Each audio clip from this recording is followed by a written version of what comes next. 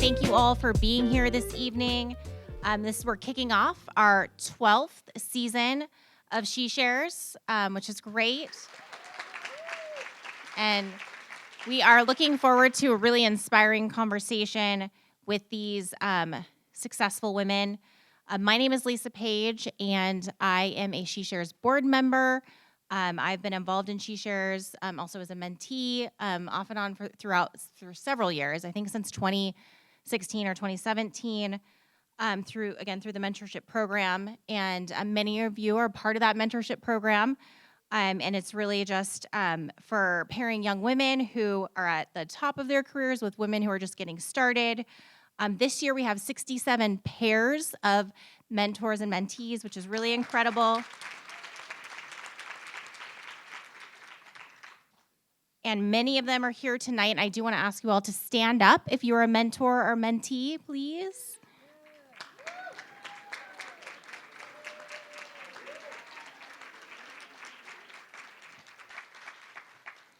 And now let's get to the conversation. We have with us tonight on our panel, Assemblymember Tina McKinnor was elected in 2022. She serves parts of Los Angeles County.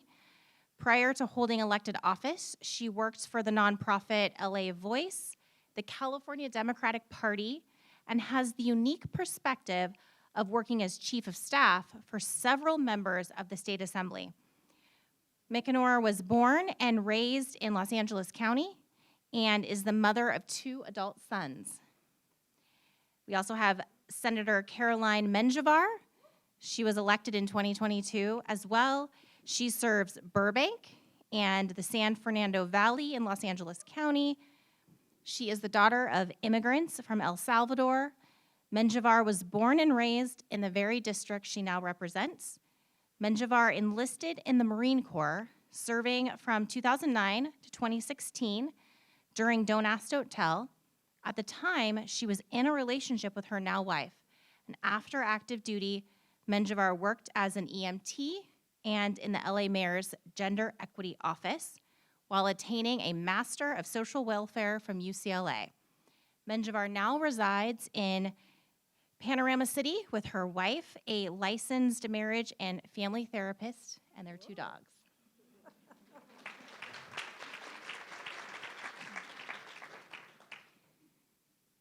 Next up, we have Senator Rosilicie, Ochoa-Bogh. She was elected in 2020 to represent parts of Riverside, San Bernardino, and Los Angeles County. She is the first Republican Latina state senator in California's history. Ochoa-Bogh is a native Californian and the daughter of Mexican immigrants, and credits her family with teaching her personal responsibility, the value of education and hard work, and that homeownership is the cornerstone of the American dream. Prior to holding political office, Ochoa-Bogh was a teacher and realtor. She has 3 kids and a dog named Penny. And here to moderate this conversation is Assemblymember Cecilia Aguiar-Curry, the vice chair of the Legislative Women's Caucus. And I'd like to say that the Legislative Women's Caucus that she's vice chair of now has a record high of 50 members. Aguiar-Curry was elected in 2016 to represent parts of Napa, Lake, Yolo, Sonoma, Colusa, and Solano counties. While growing up, Cecilia was surrounded by agriculture. As a youth, she cut apricots in the packing shed and helped her father in the walnut orchards in the area. She is still involved in local agriculture to this day, and she and her brothers own an 80-acre walnut orchard. She resides in Winters, just a block from her childhood home, and has 2 grown daughters and a stepson. And I will now turn it over to our moderator to begin the conversation. Audience members, you will have a chance to ask questions in the last 10 minutes, so think of any questions you might want to ask this panel as well, and we'll get started.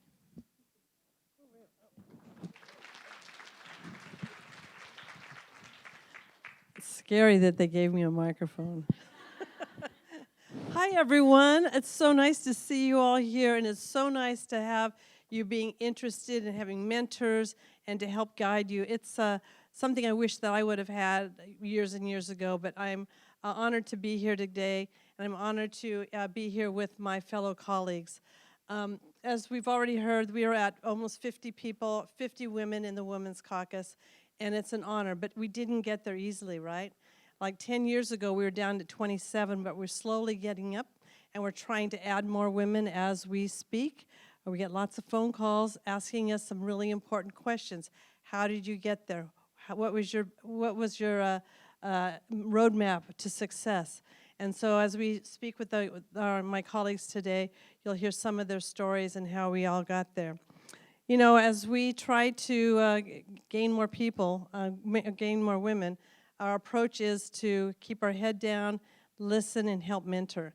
And everyone here on this panel will be mentoring or have been mentoring people that, you know, when our time is up, and I hopefully will have 6 more years, I'm already looking to mentor somebody so they can just come into the role. So I hope all of you realizes that as you mentors that are here, you're helping people find their path going forward.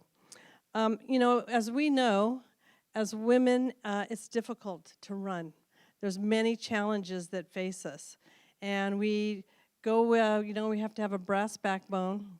We have to have leadership skills. And we've got to be really strong in some of the most difficult times. I was the mayor of a small town, the town of Winters, and even a small town, I had my challenges. But all of these ladies here, along with our other legislators, are those who came before us are proof that it can be done. So I'm honored, and I'm going to have a few questions for our women here, and I'm hoping that you all gain some valuable information. We'll have questions and answers towards the end of this. So thank you all for having us here. Right, Rosilicie.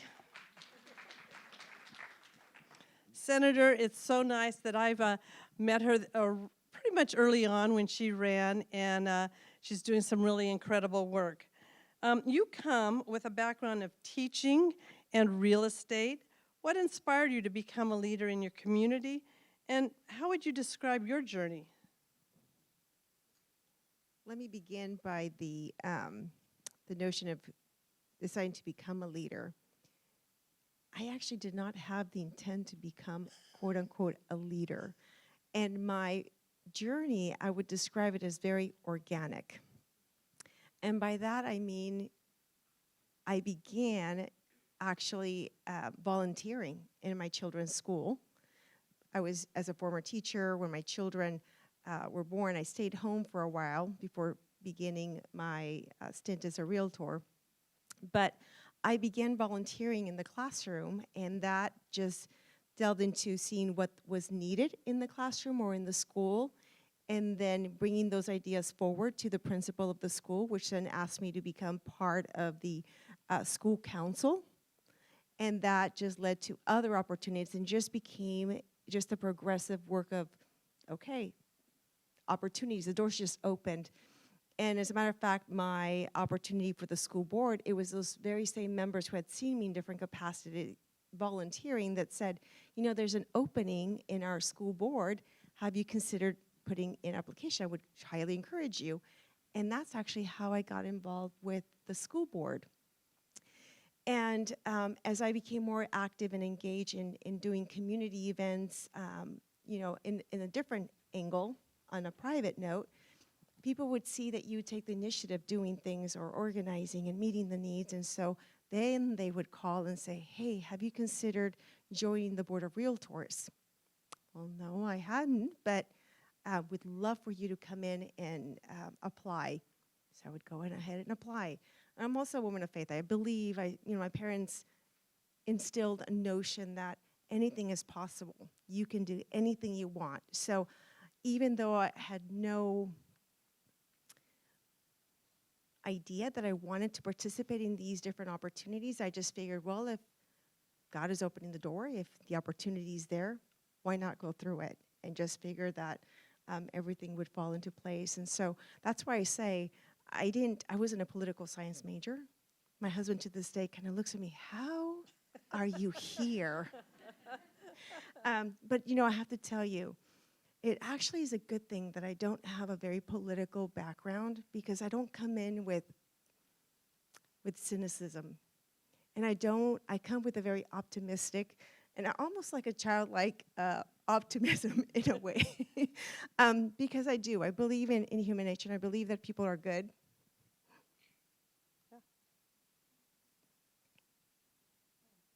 That's okay. And that we share more in common than we don't. And as a matter of fact, when the opportunity did come for me to run for this seat, the call was asked, and I laughed. I actually chuckled. I said, no, I haven't thought about running for Senate. And I remember the first lady that called, she said, you know, typical of a woman, women have a tendency to always think that they're not prepared for the opportunity given to them. And she said, you have so many life experiences that prepare you to be there. If it were a man, they wouldn't have thought twice in saying yes. It took me almost a month before I decided to pursue this seat. But when I did make the final decision to run for this seat, I did it because I didn't like what I saw. I didn't care for the toxicity, and I knew there's a mom of 3 kids who I was raising to be good, kind-hearted kids, hardworking. I thought, you know, what a better way to model what I want to see in governance. What I've done here locally in my community, working collaboratively with people across political spectrums and demographics, and why not bringing that to the Capitol? And so it's one of the reasons why I've had such an amazing experience here in the Senate with my colleagues across political spectrums. My relationship with Assemblymember Aguiar-Curry, it's been wonderful. I cannot complain. Everybody's been incredibly kind, incredibly collaborative, so supportive, and I couldn't ask for a better experience. Yeah. You know, it's one of the things that Senator Nancy Skinner and I really wanted to work on this year is that be more collaborative with both sides of the aisle. And we don't always agree. We know that, and we set those things aside, but there's a lot more, as Rosilicie said, is that we do work together on. So despite the fact that what you hear out in the public and all the noise, it's not necessarily true. We have friendships, true friendships with many in our group. Every now and then, of course, we butt heads. That's only natural. But we do, I think, we really try to collaborate. Well, you know, Assemblymember McKinnor, you know, you have worked in that building for in the past as a staffer, and what's it like being a legislator now? How did it prepare you or not prepare you being a staffer? Well, hello everybody. What a beautiful room. Yeah. I'll talk about how it prepared me, how being a staff member prepared me to run for office. Well, how it prepared me once I got here. I knew the staff, so the first thing it helped me was to pick a chief of staff because I knew my chief of staff. I've worked with him. I knew he was very experienced, so I was able to grab that 17 years of experience and bring him to my office because I knew him. And a lot of the members don't land here and know the staffers, and so it makes it a little harder for them. Secondly, you know when they say they know where the bathroom is, I actually I was in the swing state, so I didn't know where the bathroom was in the swing state, but I do know where it is off the floor of the Capitol. But also, I know the deadlines. I understand deadlines. I understand what I need, understood what I need from my staff. My expectations are, I know what my expectations are of the staff. I understand the pitfalls of policy and trying to pass a bill. Also, building the relationships with the lobbyists and the labor unions and the advocacy folks. I kind of understand like the balance of it all. What I didn't know, what it didn't prepare me for is the talking. When you're a staffer, you don't have to talk so much. But when you're a member, you do a lot of talking, seriously. Like, you get back to the district and you talk. So my voice, actually, I found out it can't handle it. And so I get really hoarse, and so I drink a lot of water because I get really hoarse by the end of the day because it's so much talking, you guys. And so that's something that I didn't know that I would have to do because when you're a staffer, you kind of sit next to your member and you nod or you whisper to them. But when you're the member, you have to talk at everything. You have to do the public engagements. You have to go home and speak. You have to speak in all the meetings. I was like, whoa, my voice. I drink a lot of tea. And so I think that was some of the things. And I would say, now that I'm a member, if I can tell Staffer Tina something, I would say, don't be so hard on your member. Because I didn't realize, even being a staffer, I didn't realize just how much the member has to do. And the member has so much responsibilities, because when you're the chief of staff, you're just kind of writing out their day and giving them talking points. But the member has to do everything: raise funds, go to fundraisers, go on the floor, do their committees, be in caucus. And so now as a member, I understand. So if you're staffers out there, be gentle on your member. Boy, if that isn't true. Mentally you put in your mind what the job's about, and boy, is it a big, oh, that wasn't what it came out to be. I didn't know what a chief of staff was when I started, but learned real quick and what a scheduler was, right? So, Senator Menjivar, you served in the military. What do you bring from your Marine Corps experience to politics? And don't tell me you weren't in the Marine Corps. She told me that. She said, I was in the Marine Corps. Yes, you were. I served during my formative years. I was 20 years old when I joined, and I got out at 26 years old, 27. And it was during Don't Ask, Don't Tell in the beginning, so I had to hide who I was. But I hate saying this, trauma shouldn't make you stronger, and that's not positive. But it did, right? But then after Don't Ask, Don't Tell was repealed, I was able to be my true self. I didn't have to worry about pronouns of what to use when I talked about my then girlfriend. And I became a really strong leader in there, but I also became a mentor in there. So in there, I was always like one of three women, and the one lesbian, right? So it was always, I was trying to find for pipelines to get more women in leadership when I became a sergeant.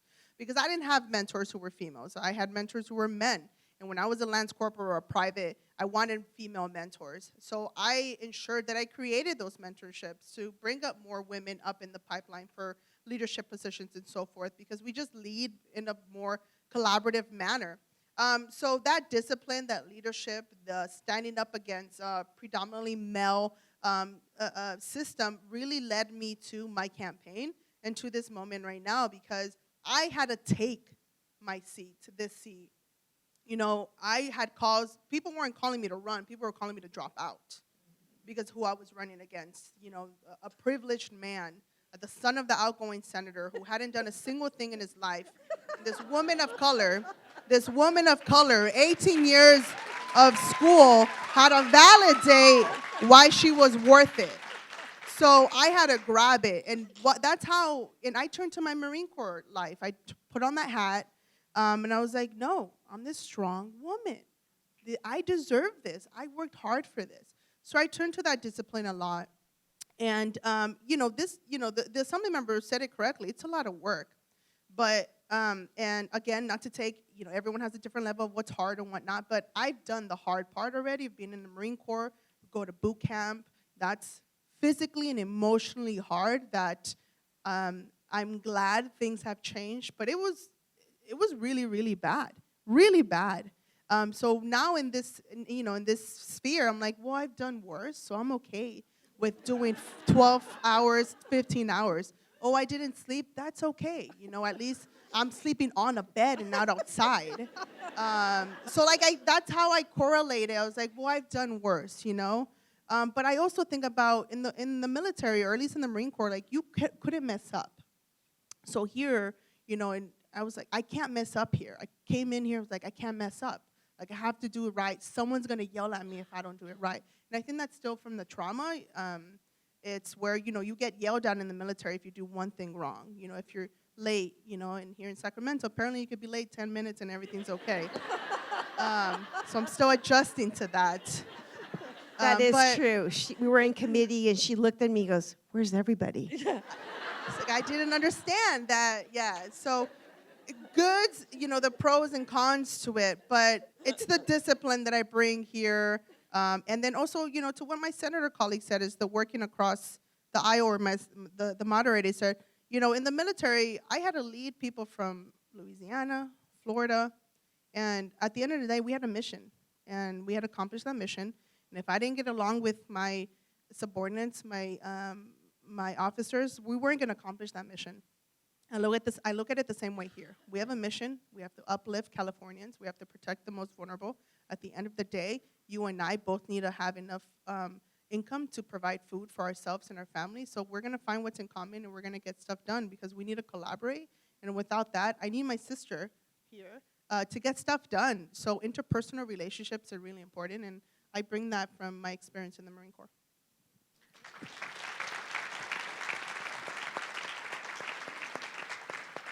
There's no doubt about it. There's so many things with this job that's really intriguing. We have probably some staffers and interns and fellows that are in the audience. What advice would you give them? So, Tina, you want to give some advice to our friends out here in the audience? I would say take advantage of this opportunity. We are so lucky to be doing the work that we're doing. We're privileged to do this work, to be here to influence what happens to our folks in California. So I would say each staffer, please just take advantage of this opportunity, learn as much as you can. Believe me, you're gonna take this out there in life. I left the building and came back as a assembly member. And so you can do the same thing if that's what you wanna do, but just really take advantage of this, grow these relationships. I've met friends and really good friends that I met here as a chief of staff. They're still my friends. I have great relationships across the aisle and with my colleagues and with folks on the outside. And so just really, really dig in and learn as much as you can and take advantage of the possibilities. Senator, same question. I have to echo that. Seize the moment and enjoy the journey. And remember why you're here. You know, you've been placed in these positions, and you're very blessed to be in this position as well. There are so many people that wish they were where you are. So ask yourself what the purpose of your journey is. Why have you been blessed with this opportunity? And look to that future, that vision that you have, and take everything in. Because ultimately, you have you have the opportunity to be part of history. You are history. Embrace that. And love the people and your members.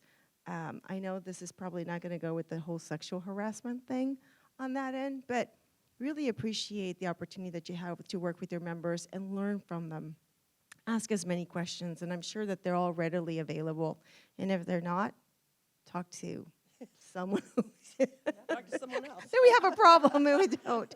But you know, you're very special. You're very, very special, and I'm very grateful for my team. Honestly, these past years, I had an amazing team, and I couldn't have done the work without them.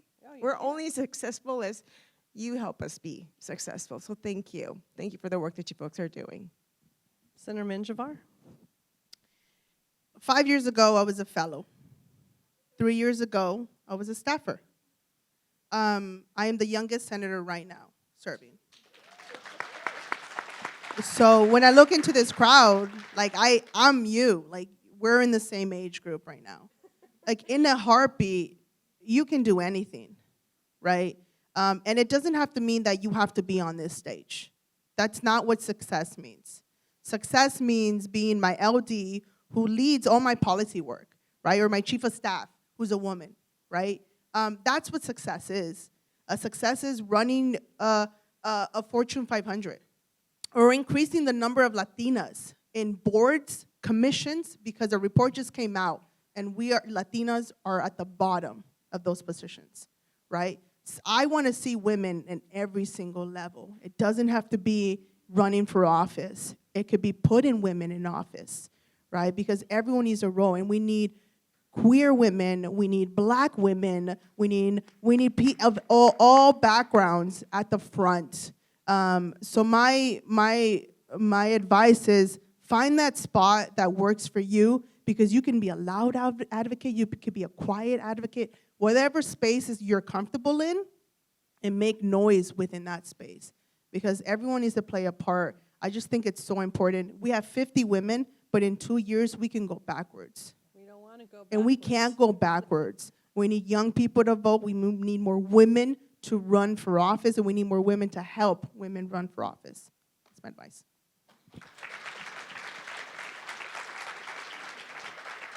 Just to build off of what their comments were, is that one thing I tell young people when they come to my office is build your story.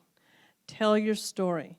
Because I think people don't necessarily, particularly when you're running for office, they don't care if you start saying, we're in a $22 billion deficit or what. Nobody wants to hear that. They want to know, I don't want to hear it.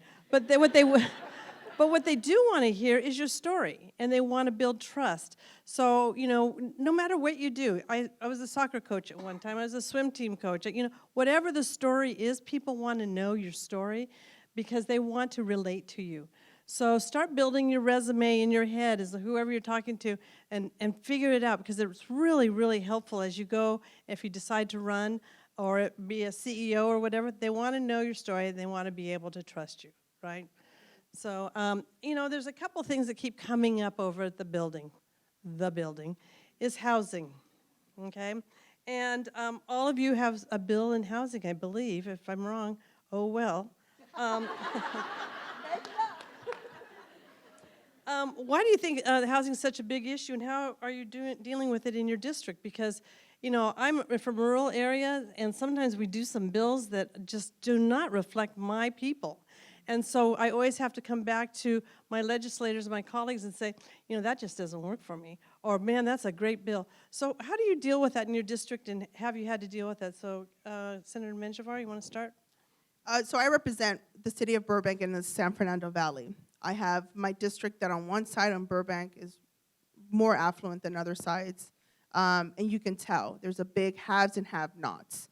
And in my median income for housing is close to $1 million in the San Fernando Valley. No one can afford that. I represent low, middle income communities, right? So this year I have one bill related to housing, but I'm gonna be focusing on a lot of this and championing bills. So right now, youth homelessness is really important.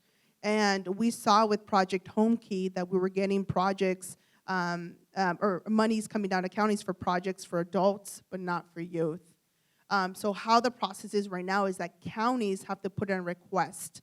What I want to do is nonprofits who work with youth cut the middle person out so that they directly can request home key funds from the state, because they're the ones who are on the front for our youth. LGBTQ plus youth disproportionately make up youth homelessness. And I will continue to champion my queer kids and everything that I do. Not my own. I don't have kids like queer kids as a whole. They're all your kids. They're all my kids, yes. In any form I can. And I really want to make sure we're putting a focus on youth homelessness and housing for them.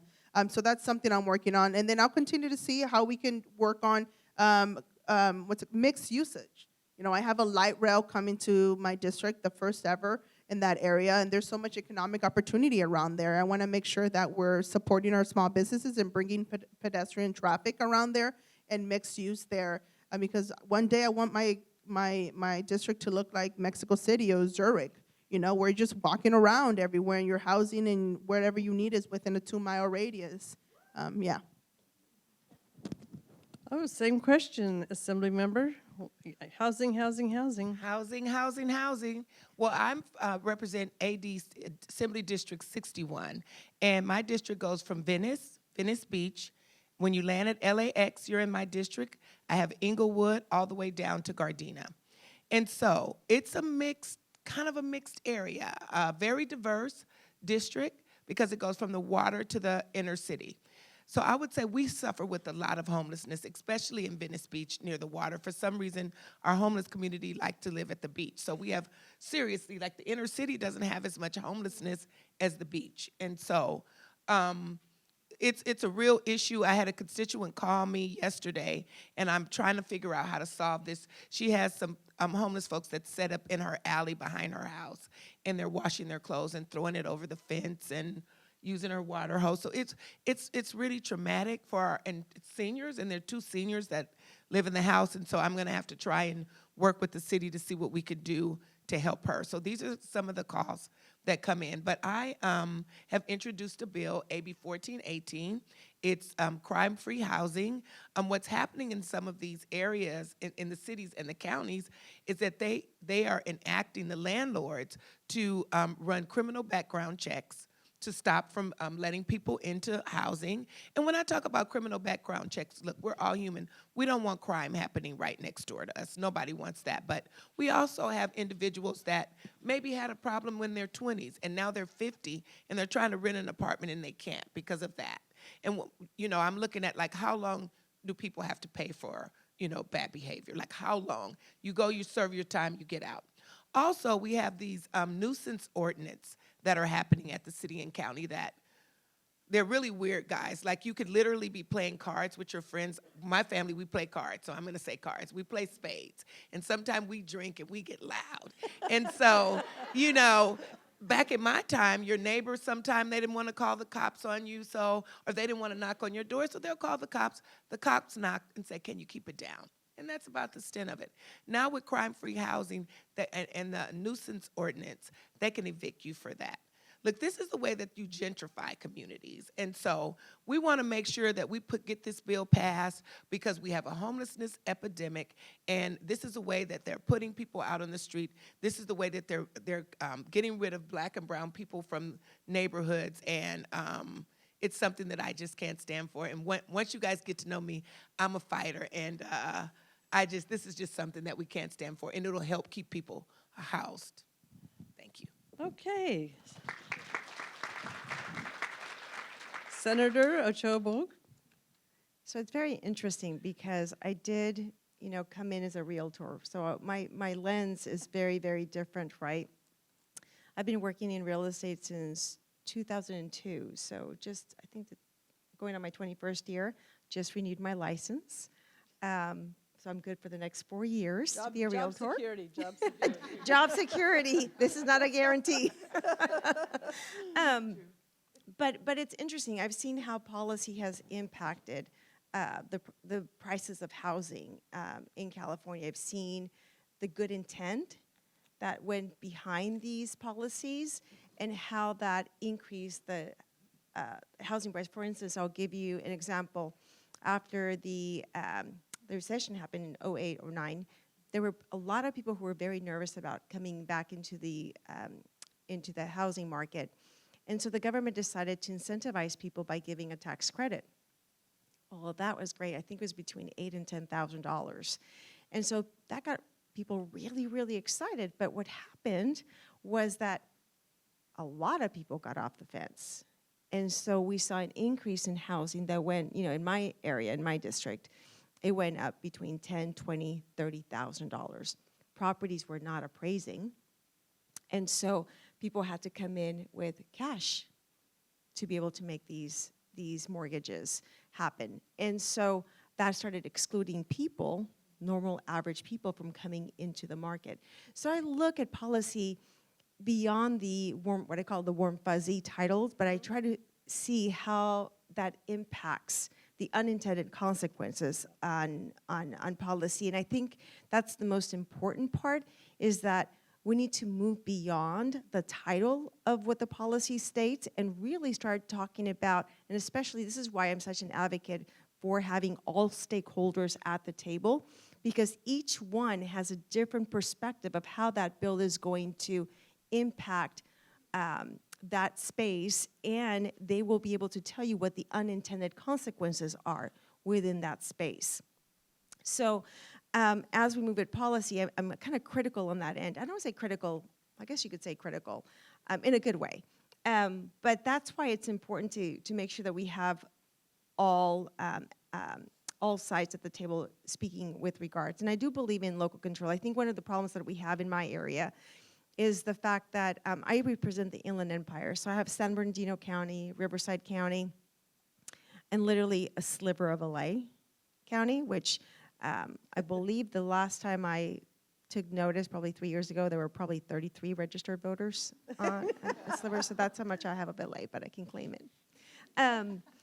But I do have a very very diverse topography. I have the mountains. I have Big Bear Lake, Crestline, which, by the way, is under a state of emergency right now because of, they've had 8, 10, 12 feet of snow on that area. So I'm thinking of my peeps up there. But I have the mountain areas. I also have a little bit of the valley. I have small cities. I have medium-sized cities. So it's very, very diverse. And one of the things that is very interesting is that not everybody here sees that people want an option and a choice of the lifestyle of how they would like to live. So some people may love the idea of living in a high density, where you can walk around everywhere and have every element at your fingertips and be able to walk. But there are people who actually love open space. It's actually one of the reasons why I moved to my city, because we had a lot of rolling hills. We had pumpkin patches and we had Christmas tree patches. And, my dad and my grandfather worked as in the Bracero program. My grandpa did. My dad also picked fruit and vegetables. And so we were people who were raised appreciating Mother Earth and what it had to be offer. And, my dad always said, he goes, Mija, you have to be close to the earth. And so when we were looking at where we wanted to raise our children, that's what compelled me to want to move to the city of Yucaipa, because there was that open space. Mm-hmm. There were cows and there were horses and there were orchards. And I thought, I want my children to live humbly and be close to the earth. And so I think that as we move with policy, we need to be respectful that people should have the choice and option, not whether it's better or worse or have a stigma or a status to it, but that people should have a choice to live how and where they want to live. But most importantly, have the ability to be able to pursue the American dream, which is home ownership. So true. I think everybody wants a roof over their head, right? Everybody wants it. One of the things that I think is amazing, the three of you fly up here every week. And, I'm fortunate enough. I live 35 miles away. I get to go home to my own bed. I'm really fortunate. When I drive in here every morning, I just say, look where I work. I work in the most beautiful place, changing people's lives. And every now and then I think about my 3 colleagues here that are getting on a plane and driving and getting on a plane. Why don't you share with the group about what your Monday or your Thursday is like? Go for it, Senator Menjivar. Oh, it's the worst. Hey, be honest. Everybody thinks this job is just like, so, but you know what? The truth of the matter is what you're going to hear is what it's really like. Right. And why to honor these women and people that are flying up. I mean, my God, they're leaving their families. And so please share, each one of you. So I'm not lying. The moment I found out I won, I was like, oh my God, I have to fly every single week. That was the first thought.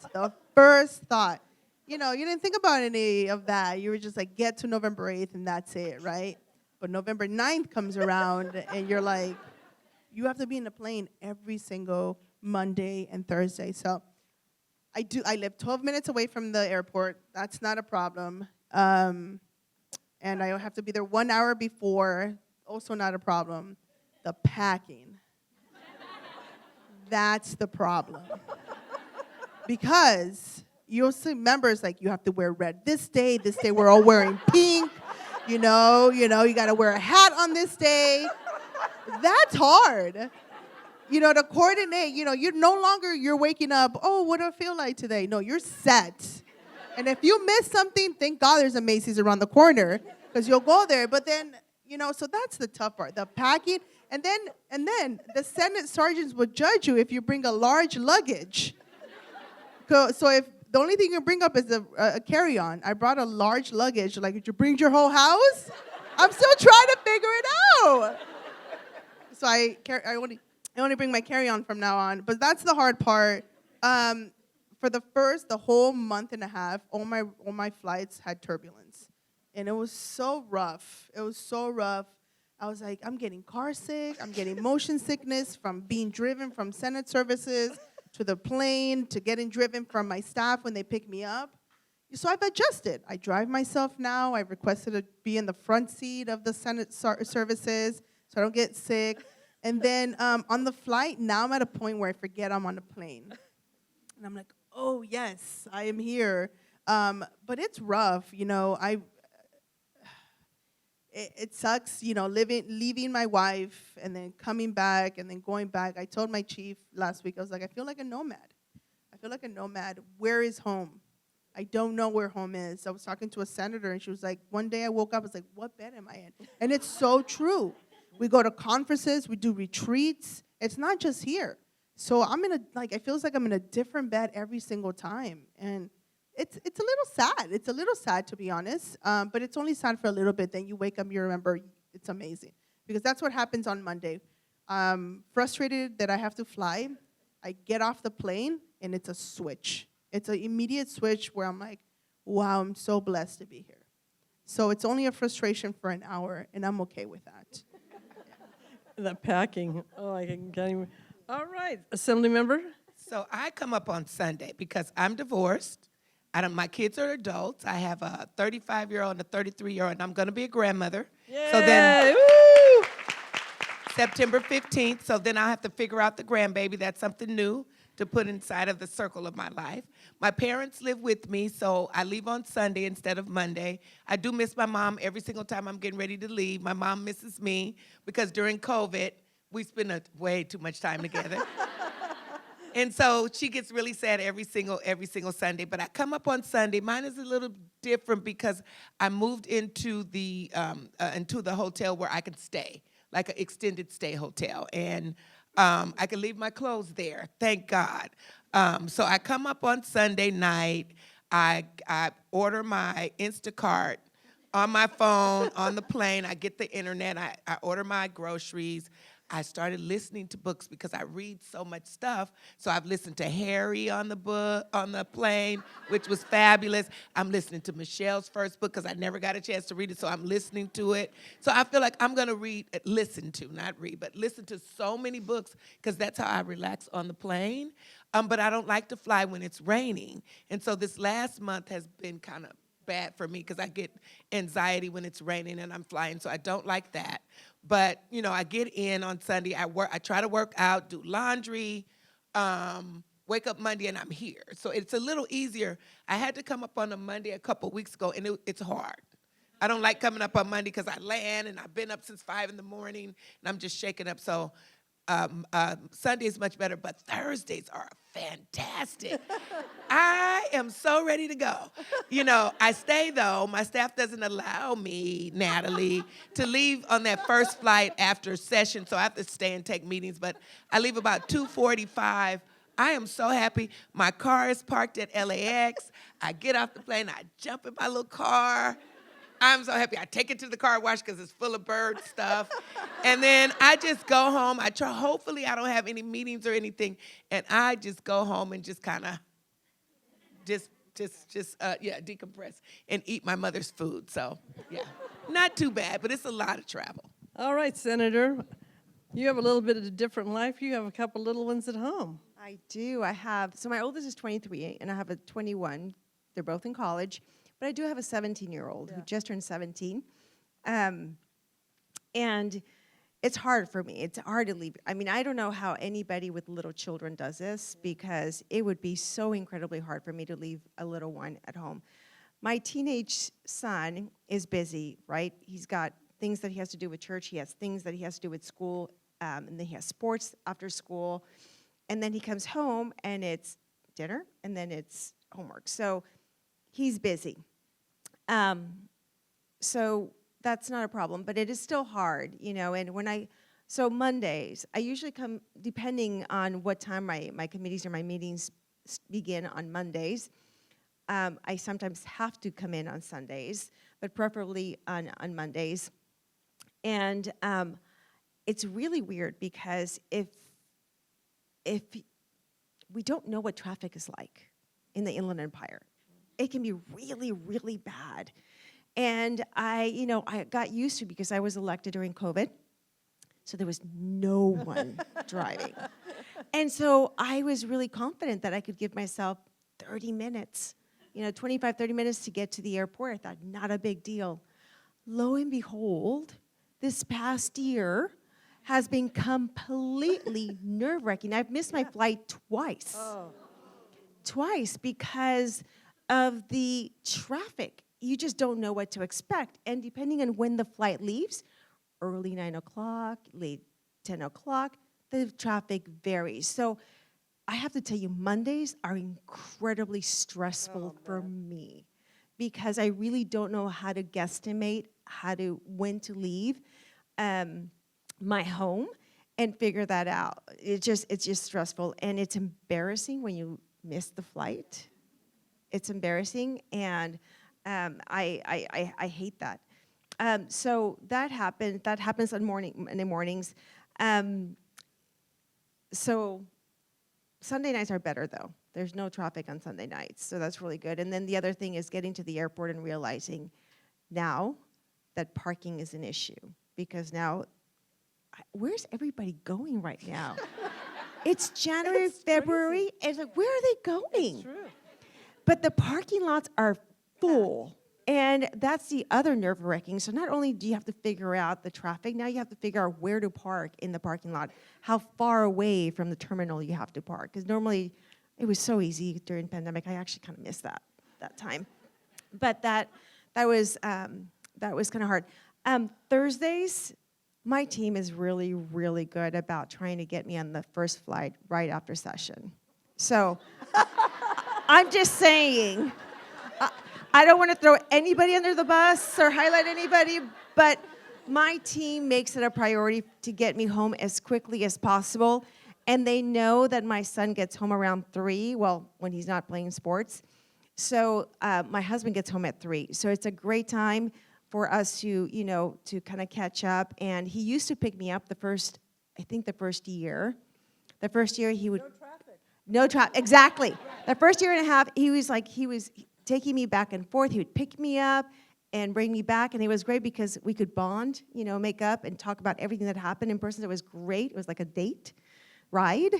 And after a while, he's like, hey, babe, I think when the traffic started happening, he goes, babe, don't you get like a pass or something so that you can park for free at the airport? I'm like, do you want me to start driving? So ever since then, I've been driving myself on that end. So he doesn't pick me up anymore. So, but when I get home, we do a lot of catch up on Thursdays with my husband, and then my son gets home, and believe it or not, he's 17, he's a boy, but he's incredibly verbose, and it's like he just has to let everything out when I get home, and tells me everything, situations, with friends and girl, and I'm telling you, inside as a mom, I'm going, thank you, Lord, thank you, God.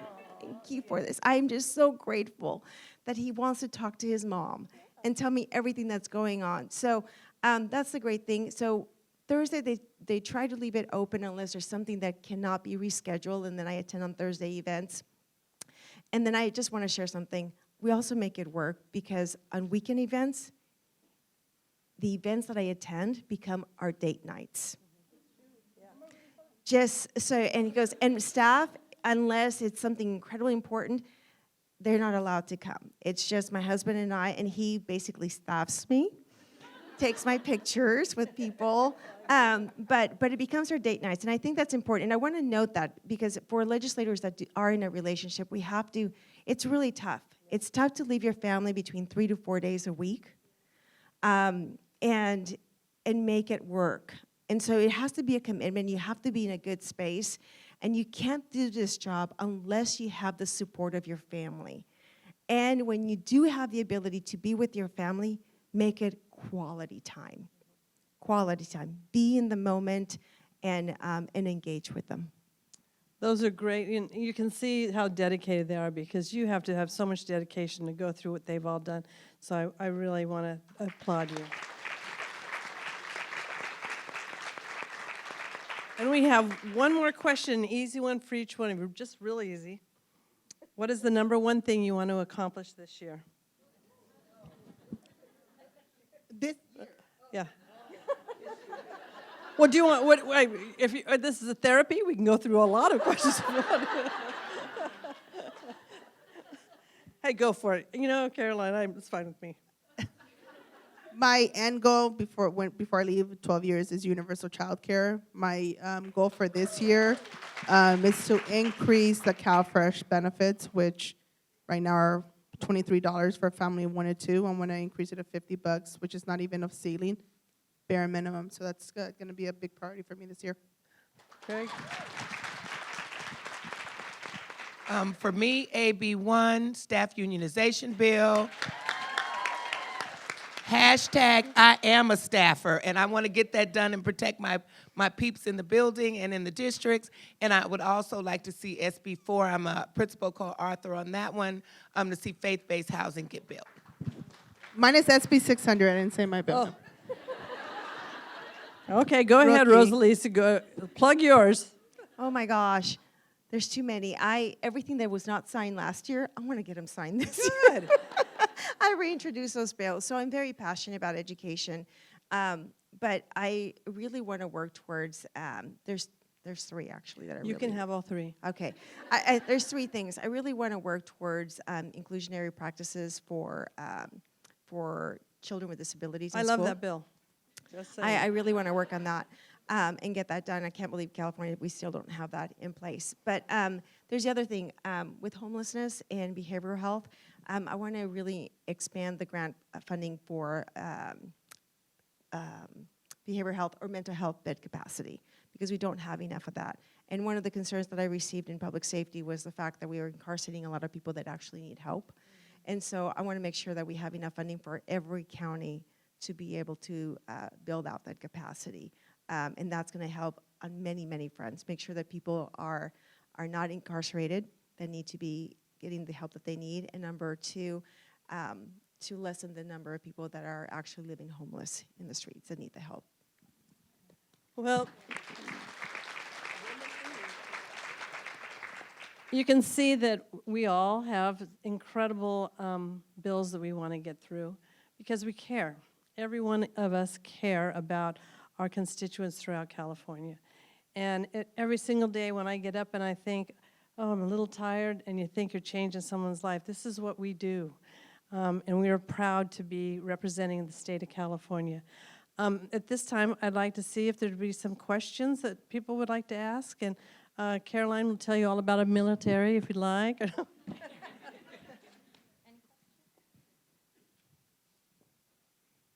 Don't be shy, we don't bite.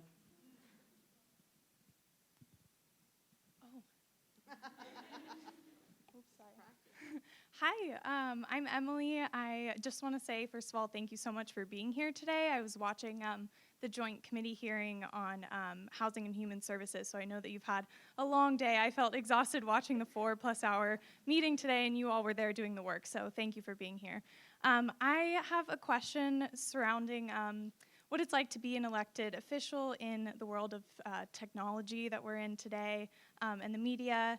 Just if that has affected you, how it might have affected you, and any recommendations you might have for young women looking to run for office and might feel a little more hesitant now that we sort of live in the era of social media.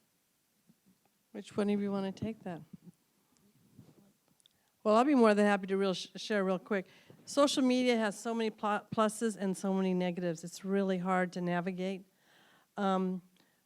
I have had 2 death threats because of social media. And I now have a young man who is in Indiana who is going to court because he crossed state lines on a federal offense. And these young people get on by an app and they attack us.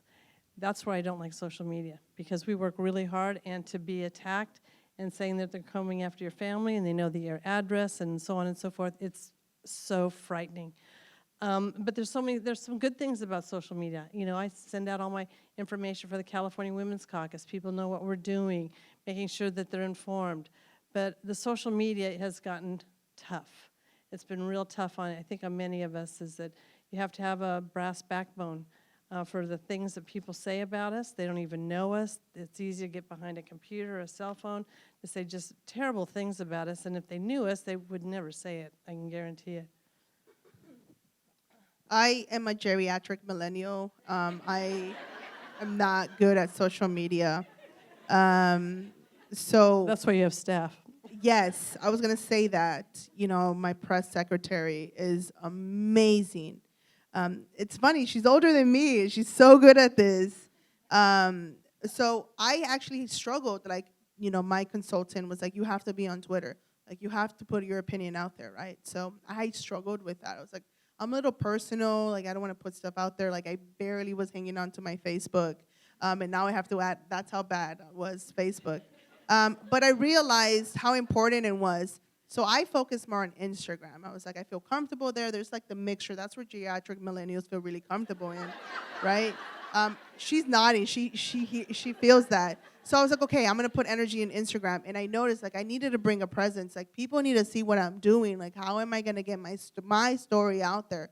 And I saw how much of an impact that made of showing what I was doing, what resources, connecting people, what scholarships were available. They're key. So all that's the pros. The cons, when I decided to run for office, like I remembered teenager Caroline. And I was like, oh my gosh, like if that came out, you know, I don't know what's gonna happen, right? I'm not George Bush that if, you know, or SCOTUS who, you know, gets away with anything. What is his name? Brett Kavanaugh. You know, I'm not a man, so if my things come up, I'm gonna be dinged for this. So this has been my 5-year plan to run for office. When I was a fellow, I knew I was gonna run for office. So for the past 5 years, I was cleaning my social media. I'll be honest with you. I was cleaning my social media. Each day, Facebook tells you like, on this day, years ago. So I would click on that, go through everything, every single day. I was like, delete, delete, untag, untag, untag. To be honest with you, like I had to do that. I had to make sure. And then I created a professional Facebook. I created a professional this, and I started showing my new Caroline. You know, please don't judge me on that. So now, you know, I try to do more things. I try to put my opinion on Twitter, but I'm just not that member. I'm not a Twitter member. A lot of members are, but it's just, I don't feel genuine doing it. And I'll just stick to my Instagram, and that's where I feel safe in. So my press secretary, she does the work, you know, on every other social media. And that's not to say that it's not through my voice, but, you know, she knows how to. It's not that. It's like, you know, I can say things, but when I want to put it into, like, letters or words, I'm like, well, I've lost it. And then, like, a Twitter that for a moment is, like, 3 days later, and it's too late, you know? Well, for me, I am Facebook. I'm old, so all my friends are on Facebook. I joined Instagram, but I don't have that many on Instagram because I'm too old. My friends aren't on Instagram. They're on Facebook. All of them are on Facebook, but some on Twitter, but I did Instagram for my kids.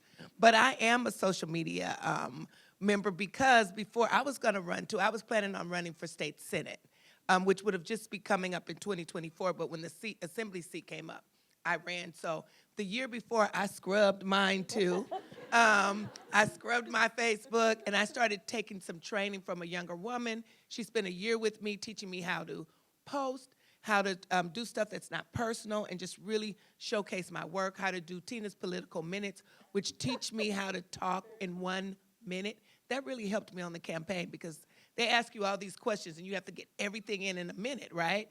And so I learned doing my social media training, I learned that, but it really keeps me out there. When I go home, people say they see me, I'm working, you work so hard, they know what you're doing. I do it every single day, a couple times a day. I do my personal one, my staff does the Assemblymember, Tina McKinnor. So that one's, you'll see, if you look at mine, it's a little different. Terry does the Assemblymember, Tina McKinnor. And then I do Tina McKinnor, right? That's how the social media looks, but what I really don't like is Twitter, though. Twitter is mean, you guys. And I didn't even want to do Twitter I was going to shut my Twitter account down. But, of course, all my campaign staff was like, no, you have to do Twitter. You have to do Twitter. I can't stand the attacks. The trolls come when you do stuff that you think is really good for the community or really good for our people. The trolls come and they attack you, and I don't like the attacks. The attacks are really, really mean, and they're really, really hard. And I wish I could just block them, but I heard I can't block them anymore. Oh, I wish I could block them so bad. Oh, I pray to God I could block them, I'm telling you guys. Because, I don't want them setting up their messages on my Twitter space. Go do your own space and talk about me in your own space. But, that's the downside of it. But I love doing it. So follow me on Facebook and Twitter, elders. Okay, Senator Rosilicie, you get the last jab at this one. We have another question after this. So here's the irony.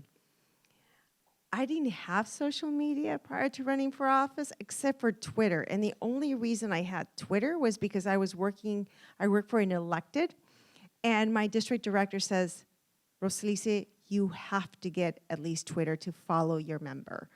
And that's why I got Twitter to follow. And then I followed all the news sources, anybody that was interesting. So I have my personal that we used for the campaign. They wanted to adopt that. But I'm not a social media person. I'm the kind of person that grew up, I'm 50. I grew up with, very private. That's why the irony of being in this seat.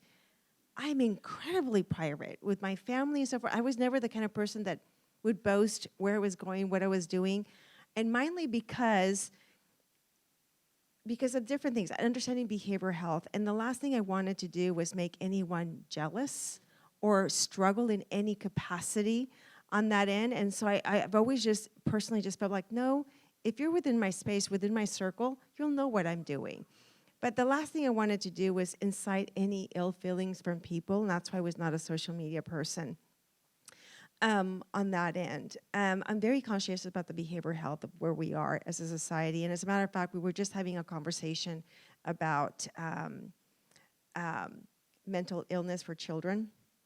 And with someone who's going through her master's and doing research on this and studies. But the correlation between behavioral health and Twitter. So when you talk about, being young and being with social media, being everywhere, as an elected, I'm always very conscious that people are always either recording me with or without my knowledge. Whether it's just audio or video, I'm always incredibly conscious about that.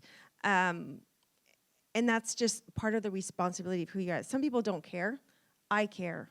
I care because I want to hold a level of decorum to this office that I hold. It's a privilege and an honor, and I want to give it the dignity that it deserves. So I hold that. And I have to tell you, it's a huge responsibility because you never know how people are going to interpret actions that may not be intended in an ill manner. So,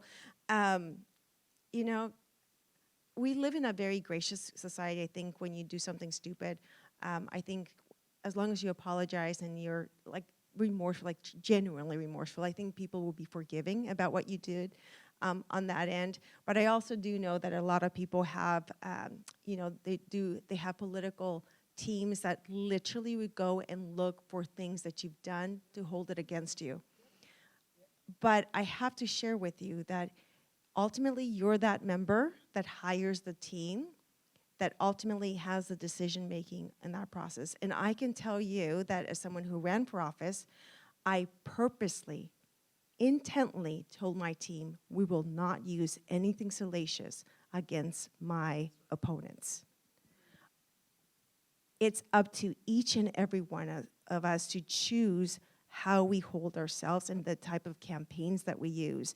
And I figured, if I don't have enough good stuff to run on, then maybe I shouldn't be running. If I have to put someone down and use their weaknesses, because we are human, we're gonna make mistakes at some point, whether consciously or unconsciously, I get that.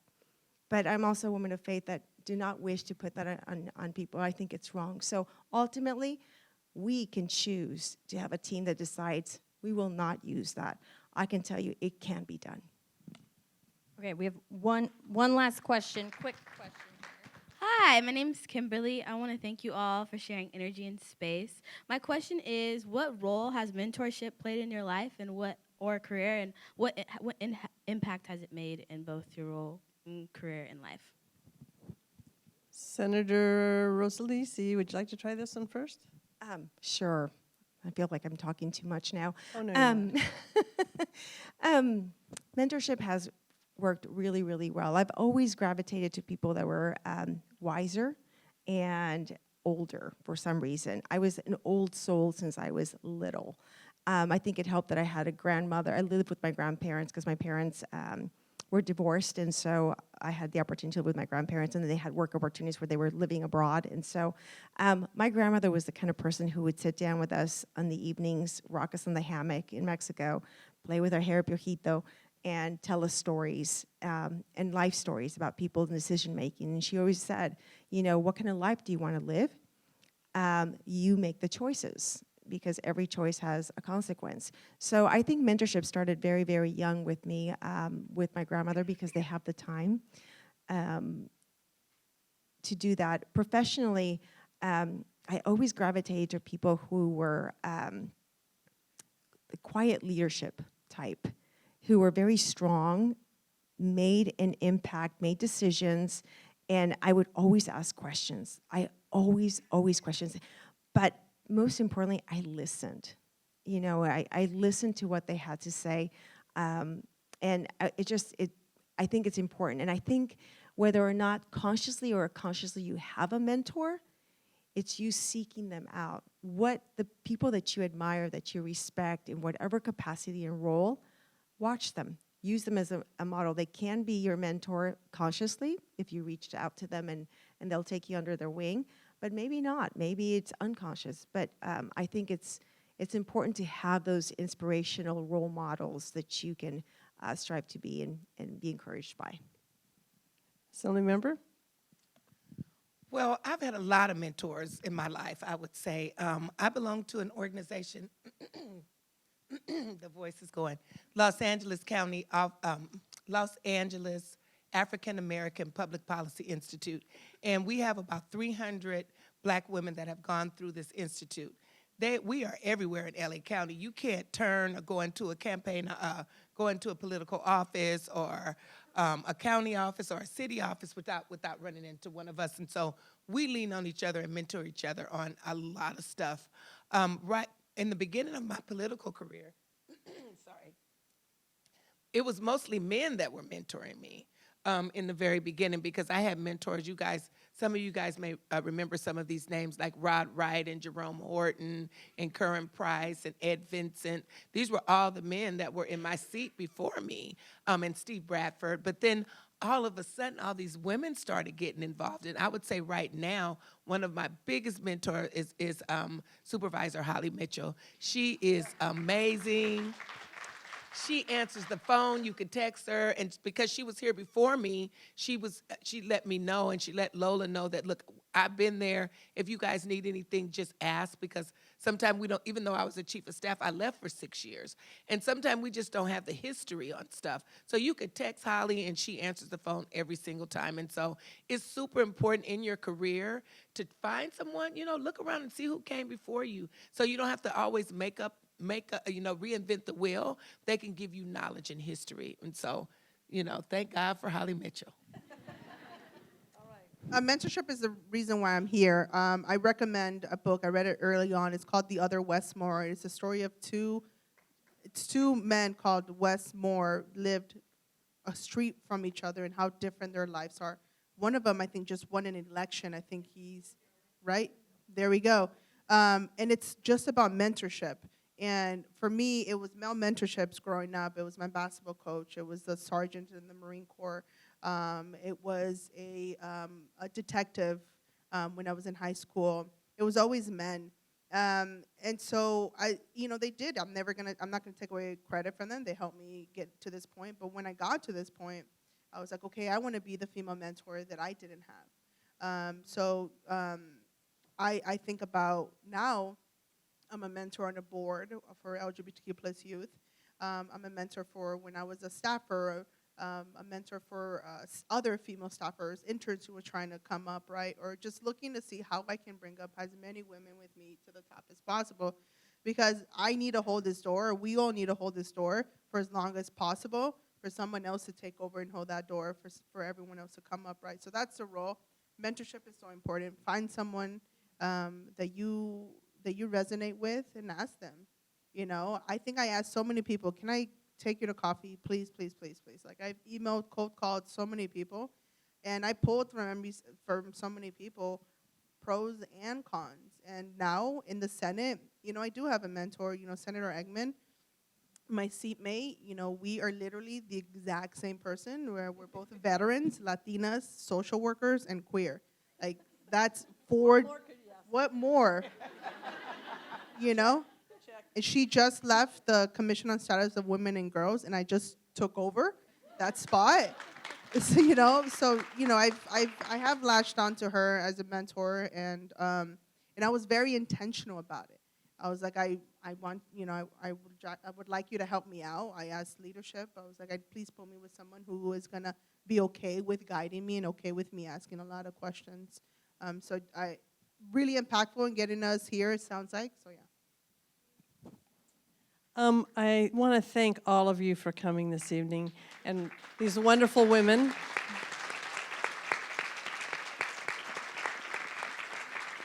So the only thing I ask is keep an eye on the California Legislative Women's Caucus. We have lots of stuff we're doing. We're doing different events, and please join us whenever it's appropriate. We're going to be honoring women throughout the state of California on March 20th. It's a pretty exciting day.